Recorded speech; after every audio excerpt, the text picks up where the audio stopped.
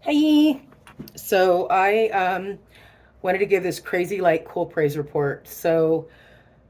Um, let's me see, where do I start? I'd say about 2 weeks ago, I was in a treatment center that was not giving me all of my medications, and then tells me to go to the hospital and get them fixed, and they'll take me right back. And then I do what they say, and they choose not to take me back, and they lied. So it put me in a position where I'm sitting in a hospital. I have nowhere to go. Then I get COVID in the hospital, and have to go to the emergency room from the mental health hospital. Um, and I'm discharged from the hospital, essentially to the street. So I go to Denver Cares for like one night, and then I go into this place called Rasada that was horrendous because of a million reasons. But at the end of the day, they have you on a blackout during the whole time.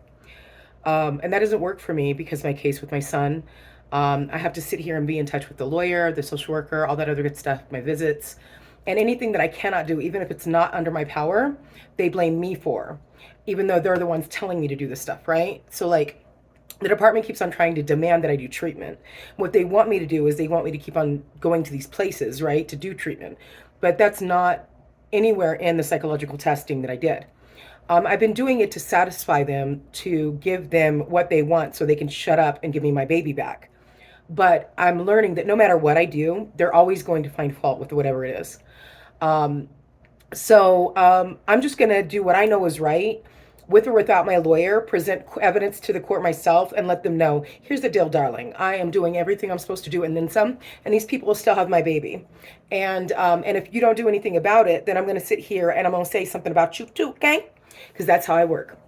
And then I'll file a complaint with the Supreme Court, because if the judge does not act on my behalf when I'm demanding that my rights be honored at that moment, knowing that my rights are being violated, as after being presented with evidence, right? She then in turn, if she doesn't act, she's violated my rights herself. And so, yeah, I can file a complaint to the Supreme Court. And eventually, I know one day I'm gonna find a lawyer that got the size, balls the size of Texas, and is gonna take this case on. Okay. Anyway, I exited there. By the grace of God, I got in touch with this agency, and that I'm currently working with. And as we all know, I'm a survivor of human trafficking, and so I have to go for that case, the trial for that case. Um, what I thought was January, it's actually March. The district attorney does not communicate with me. The victims' advocates have done nothing for me. Um, when I tried to kill myself on September 12th, I literally emailed all of them, the Department of Human Services, the legislators, all of them that I've contacted this whole time begging for help. Letting them know, hey, by the way, I can't even blow my nose because I don't even have toilet paper in my home, which also meant I can't wipe my butt. And but I didn't say that. But anyway, and I let them know, if this makes you feel guilty, good, because you should. And by the way, I've decided to opt out. Hopefully, me doing this act publicly will be able to garner someone to help my son. And I tried to kill myself in the hope that if I did it publicly, that maybe someone would step up and save my baby. By the grace of God, God had different plans. So I've survived my own suicide, and that was pretty intense. It was pretty bad. It took me 2 full days to get medically cleared, before they could even transfer me to a mental health hospital. Um, anyway, so back to today.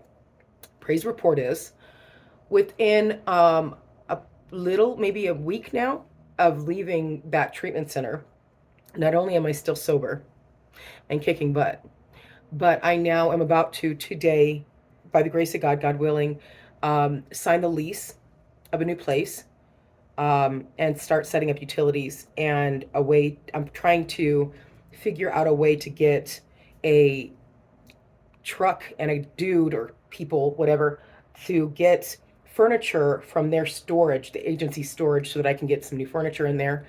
Um, and I've already gotten my ID. I've got my food stamp card reissued. I'm about to transfer the food stamp case. We are filing for witness protection / address confidentiality. And I will be starting to do the research on how to change my name legally.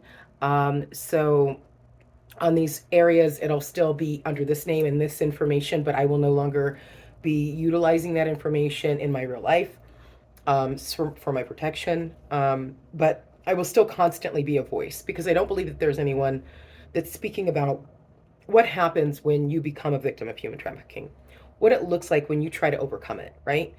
Um, and giving a voice to those people's pain, to our pain, to our pain.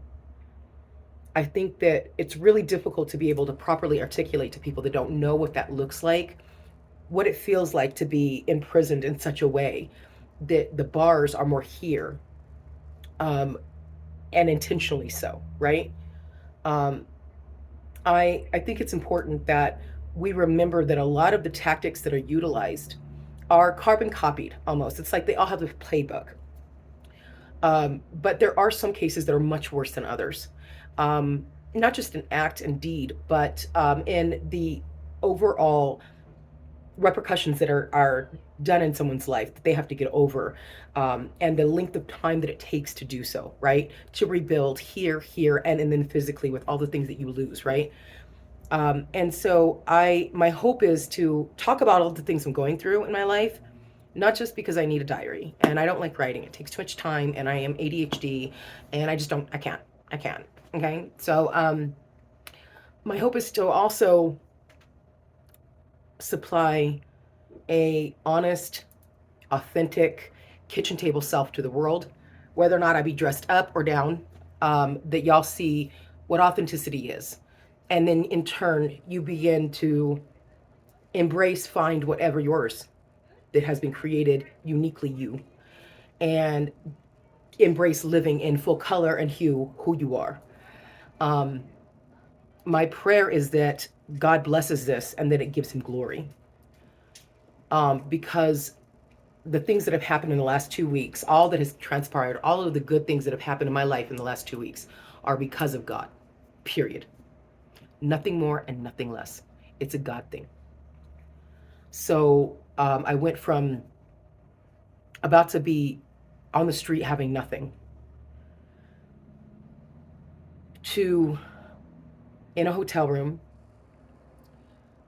able to get my belongings to me, the little bit of stuff I had acquired since leaving my apartment in September 12th.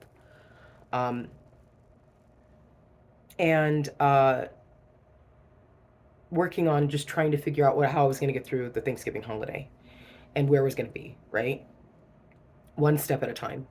What life was going to look like, what could look like, all that stuff, right? And to working with this agency and going and doing therapy almost daily, and doing making phone calls, trying to set up stuff and advocate for myself with different agencies and whatnot, and banging out phone calls toward apartment buildings and companies who, by the way, have essentially had somebody call them and say, hey, by the way, so I'm a survivor of human trafficking, and I'm going to be doing relocating, and I'd like to relocate where you are. My name's Willa, and I have a conspiracy for you. So, like, I mean, naturally, lots of doors that are closed, right? But I'll tell you this, I prayed God. I said, Lord, I just need you to open a window, whether or not it be a door or a window. But if it's a window, I'm cool to climb in. I'll do the work. And that's exactly how it's happened. As usual, God meets my need, not anything but on a perfect timing. And he does it in such a glorious and amazing way that you can't do anything but claim that it's his glory and it's his work. It's his handiwork. You can't see but his handiwork, right? How does someone go from having nothing and about to be on the street in the middle of nowhere to 2 weeks later signing a lease, looking at getting furniture, looking for a job with an ID and the documents being starting to be resupplied, and still sober, still safe, better than ever? Um, how does that happen within 2 weeks? And I'll tell you how. God. My creator loves me. and I love him. He knows me. He sings to me. I sing to him. He brings me peace and joy and strength and perpetual mercy. And my prayer is just to make him a bit proud. To hear one day, good job, good and faithful servant. Just good job. And so that's my desire. And I'll fight for that. And for that little boy of mine named Law, so that he can know his mama loves him and that she will fight tooth and nail for him, because she finally understands not only who she is, her value, and who her God is, her worth, and what life is really about finally. But she also knows that the other people in his life are not willing to not only share the love of Christ, but are not willing to lead him properly. And for his sake, she will put herself on the line. I pray that now that yes, survived human trafficking. Yes, I'm an addict. Well, no, I'm an addict in recovery.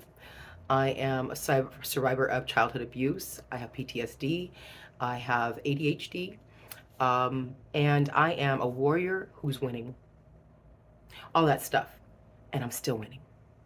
So, and that's because the story says, in the end, we win.